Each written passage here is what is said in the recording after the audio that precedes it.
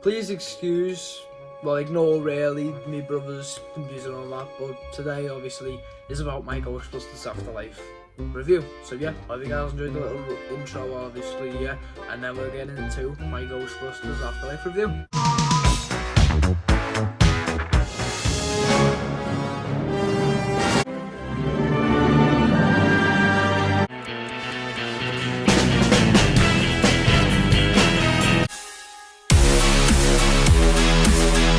This is Christian Walsh, aka the Geeky Scouser, and welcome to the channel.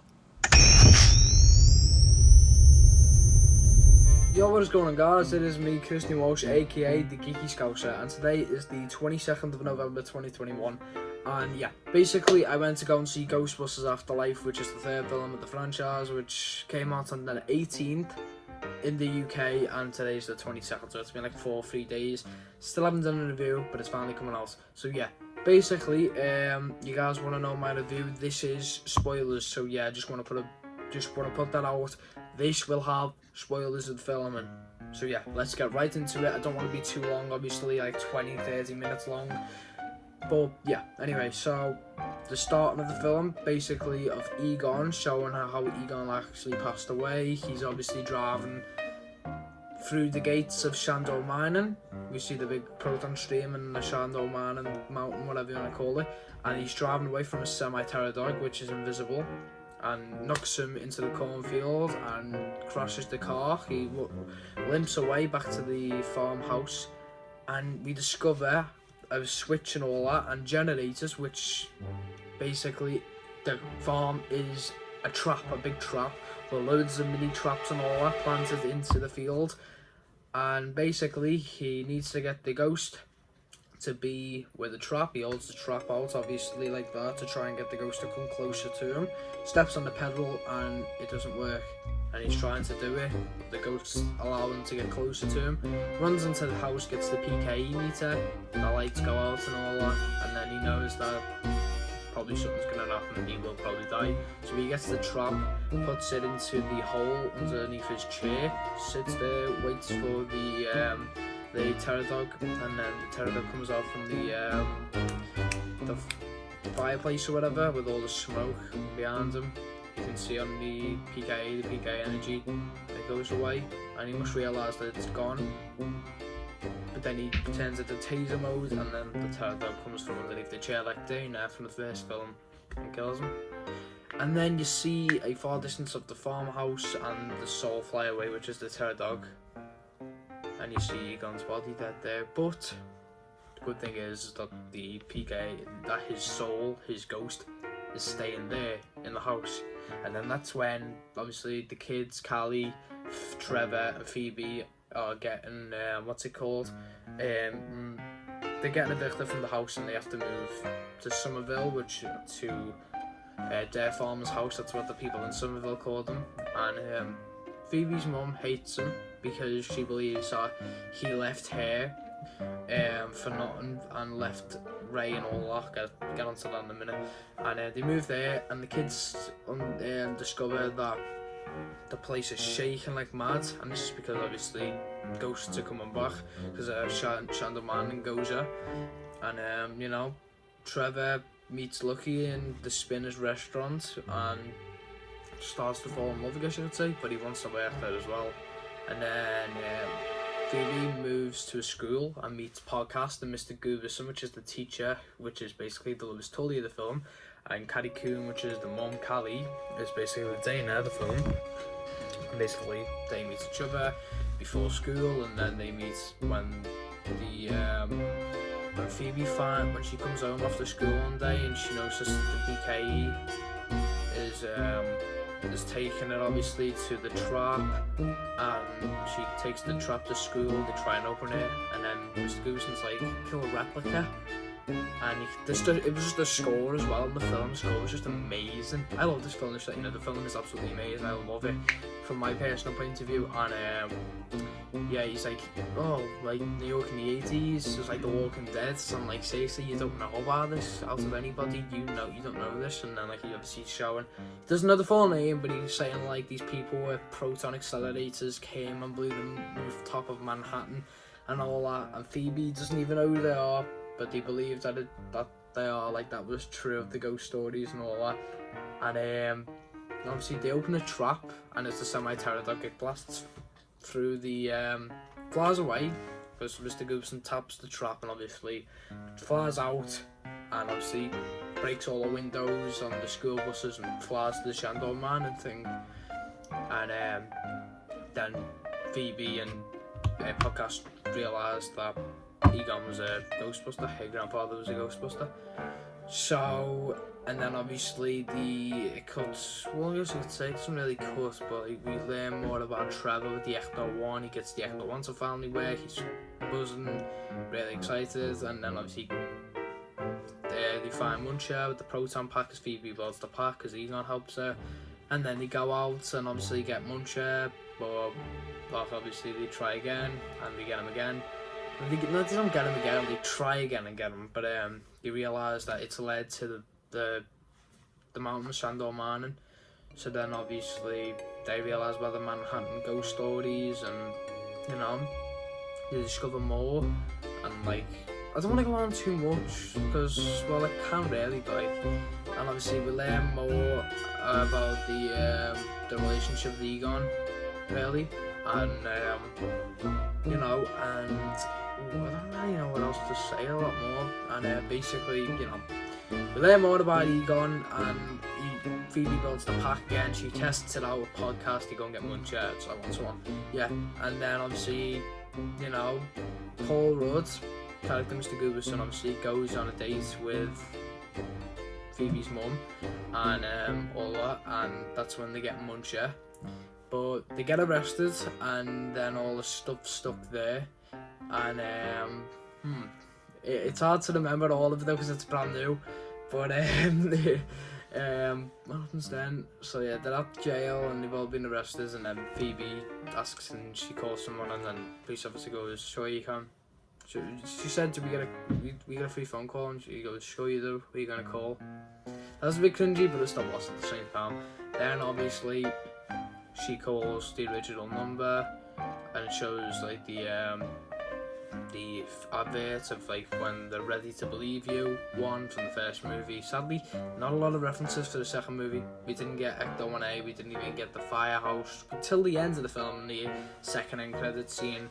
But we know that if this film does great, we will get another film obviously, and we'll lead to Winston where he's bought the firehouse, he's fixing up Ecto 1, possibly back to Ecto 1A and all, because in a new documentary Jason Reitman's even said he can't talk about the Ecto 1A, but he says that's for another plot in another movie. So get excited for that, because if this movie does great and you guys keep going to see this film, that'll mean more money for the box office for that, and it'll just go up and we'll get another film. So yeah, go and see Ghostbusters Afterlife if you haven't already, and if you just want to see, you just want to hear my spoilers.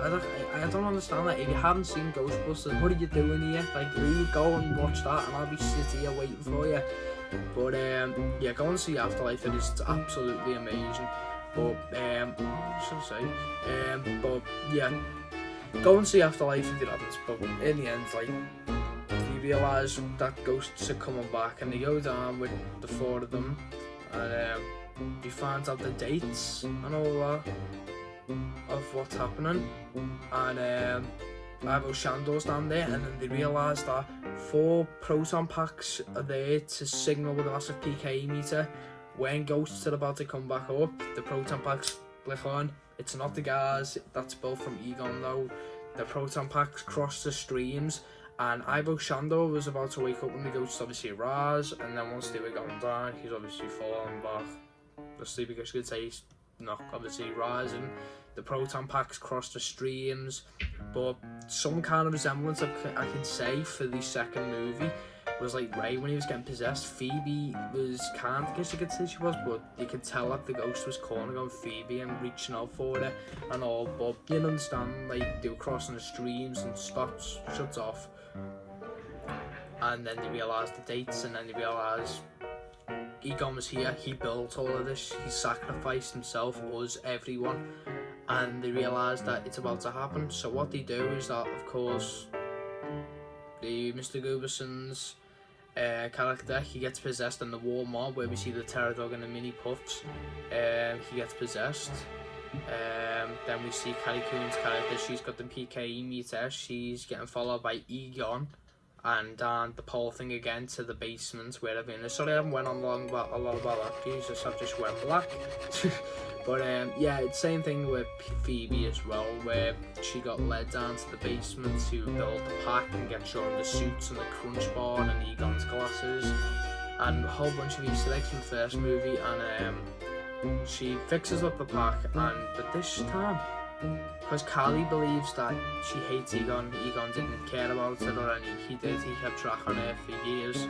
He's got a photo of her, then she realises he's got loads of photos of her because it shows that he loved her and he cared about her. But then the Terror Dog comes behind, you hear the growl, she turns around, the Terror Dog just jumps at the camera. Then it cuts obviously to the kids realising, yeah, this is about to happen. So they go back to the farmhouse, the kids, and they see Callie Coon's character, you know, I'll just say Callie, sorry, possessed, and like she goes, there is no mum, only Zool. And then obviously Podcast goes up to her to see if she's okay with Phoebe. She growls a Podcast and then starts, I guess you could say kind of a bit horny, but not really horny. Then, like, because obviously in the film, that's what the Terror Dogs, when he possessed Dana, and I couldn't say totally really, but like I guess you could say a little bit. That's what they were a bit like. But like the Keymaster, and he was like, I don't know, but it was kind of funny at the same time. But then like you can see Trevor, he's turning the taser mode on, that scared the Terror Dog. But then you realise that all the ghosts are coming back from the mountain, which you can see in the window, and like you see Bug-Eye and all that from the cartoon show. You see all like the skeleton man. There wasn't really that many ghosts in Afterlife, and that was a bit of a disappointment. We didn't see Slimer at all, and I think he was in a containment because that is in the very last end credit scene. Something's about to happen there, but obviously Callie jumps out the window and runs obviously to Gozer. Gozer comes back up, obviously. Gozer's back, and Avo Shandor's played by J.K. Simmons, and literally he's in the film for about 30 minutes, not 30, yeah, like 30 seconds, sorry, and he just gets split in half, and he's dead already. And Gozer's back, and you know, she's got like all the Terror Dogs and ghosts and all that with her two Terror Dogs. So the kids are like, we've got to do this, and the kids get the suits on, they get the Ecto 1, they roll out in the Ecto 1, they go to the Shandor Man and place to go and get the mum and unpossess her. So obviously Phoebe's telling the crap jokes, you have a jug named Steve, drink named Steve or whatever. I hate that, I don't know, I just don't like it, just done me head in because my mates have just non-stop put that on. But then obviously the RTB traps underneath Callie's Terror Dog, and you know, there's a sick scene where like the Terror Dog's soul is getting taken out to unpossess Callie, but there's a sick scene as well where Gozer is like that, and she's getting like some of the souls getting put into the trap, but it's not, and it's so cool. And then obviously they all run into the back of the Ecto 1, they drive off the same way as Egon did when Spinners, it's kind of the same as that. Then they skid into the farmhouse and it plays the dun dun dun with the amazing score.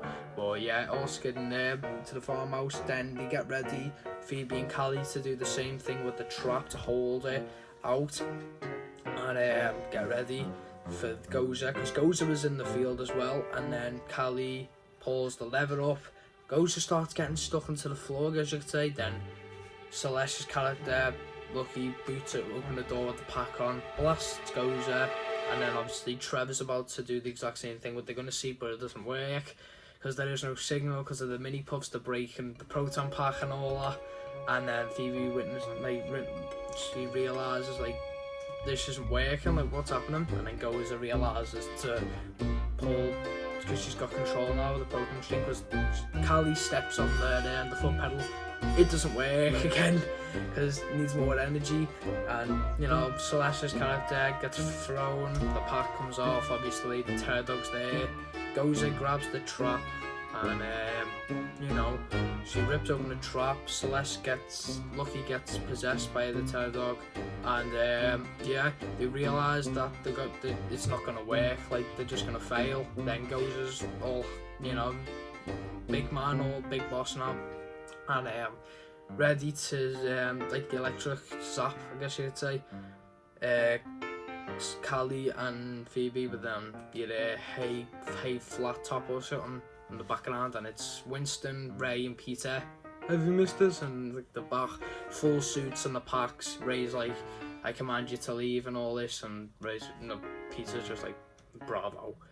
But Goza, and that's not really bothered, but she remembers them as Winston says, and says, are you a god? And Ray's a bit confused. Ray's like, should I say yes or should I say no? But oh, come on, Ray. And then he goes, yes. And Peter obviously being the way he is, trying to do all the funny little conversation and all that, goes, they're just not having it. And Winston's like, alright, let's just toast her. And then we'll let him know. And then obviously they light the packs on, they're all happy because they haven't heard the sound in ages, they love the sound. And then on the count of 3, gone 2, 1, 2, and then they blast Goza, and Ray's like, oh, nothing great, love the sound of whatever vaults or something. And they cross the streams, but then they realise Goza, even though a lot of power's going into crossing the streams, Goza's uncrossing the streams, and that was never a thing. But then obviously she gets the the proton streams, whacks the Ghostbusters, and we think they're dead, but they're not. They hit the F1, and Phoebe blasts Goza, and then Goza's obviously doing the electric shock. So on one side the proton stream, and like obviously Phoebe's basically failing. Goza's got all the power and all that, and Phoebe's trying to steady the proton stream and all that, but she's really failing. But then that's when Egon comes in, this ghost, and that was just a moment that really upset me, and to see Egon at the very end, and CGI, guess I could say Harold Ramis was just absolutely amazing. It didn't even look like CGI, it just looked like an actual person of Harold Ramis was there. And the original Busters are back all blasting at Goza as well, even the gunner seats as well. But like Trevor was actually shooting at the big tank things to get the electric going, and then obviously Callie runs back up, steps on the pedal, the traps work, and all the ghosts get sucked in. And Egon's still there though, and we have a very emotional scene with all of them, with Phoebe and Trevor, and especially Callie, because Callie's always believed that he wasn't there for her, and it's emotional. But to see the 4 of them as well next to each other, and Winston's like, but especially after that, when Egon's all happy and he's like standing there dead happy, and like he's seeing that Phoebe's growing up to finish what he started, like to get rid of it all, and Ray's like crying, and he's going, I'm sorry, I didn't believe you, and he's like, it's alright, it's fine. And when it's like, you should have called, I miss you, my friend. And yeah, but yeah, and it's up emotional because when Callie and Egon are together there, and you see that emotional scene, it's a bit emotional, but it's not a bit emotional, it's great, and then very emotional. I cried a lot, and camera goes off as Egon goes away for Harold, and then we see a shot in New York City, what it looks like now, and then we the Ghostbusters theme, Ghostbusters. That was at the very end of the film, never mind the start because of all the Egon part. I think that was a bit too horrible to put it there. But then we see the Ecto 1 draw with the lights on that, and then we get the 2 end credit scenes, which was one with Winston when he goes back to the firehouse and opens the firehouse back up. Then we see the containment unit, something's about to happen. And then we see one where Peter and Dana, which is Sigourney Weaver's character, Dana Barrett, playing the shock game where Peter done it to zap the girls, not the guys even, not the girls, and it was funny, and the cards as well. But anyway, yeah, I want to do a short little review on Ghostbusters Afterlife. I hope you guys enjoyed. Please, if you haven't seen this film, I promise you, go and see it. Absolutely amazing. Ignore the critics saying it's awful. They're just saying that because it's not the exact same route as 2016. Believe in what you think in your own opinion. I am as well. Absolutely amazing film. Nothing better. Just wish we got more ghosts and possibly a longer with the original guys and some Ghostbusters 2 stuff. But that's for another plot for another movie. If this film does good, we're gonna get more Ghostbusters 2, possibly the Ghostbusters 2 sign, the Ecto 1A, Slam Blowers, Vigo possibly. Remember, he says, death is but a door, time's but a window, he'll be back. But anyway, I hope you guys did enjoy this review. If you guys did, why not leave a like? And if you enjoyed Afterlife as well, like the video as well and comment down below what was your favourite part. Try and keep the comments spoiler for people who have seen this film. But anyway, hope you guys did enjoy the video, and I'll see you guys later. Bye guys.